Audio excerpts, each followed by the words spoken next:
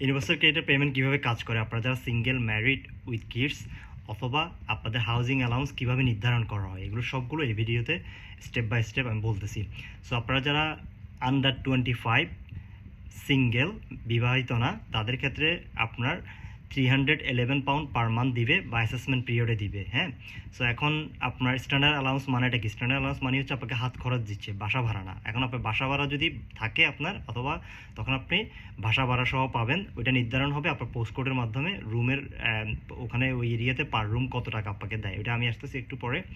এরপরে বলি যারা সিঙ্গেল ওভার 25, তাদের ক্ষেত্রে আপনার স্ট্যান্ডার্ড অ্যালাউন্স বা হাত খরচের জন্য দিবে হচ্ছে আপনাদেরকে 393 পাউন্ড বর্তমানে। এখন যারা আপনাদের ইউরোপিয়ানদের, যাদের ইউরোপিয়ান বাঙালিদের যাদের মা বাবা আসছে, তাদের জন্য আপনারা এটা অ্যাপ্লাই করতে পারেন। স্ট্যান্ডার্ড অ্যালাউন্স 393 পাউন্ড পাবেন, যেহেতু ওনারা অ্যাবাভ 25 ওনাদের এজ। আর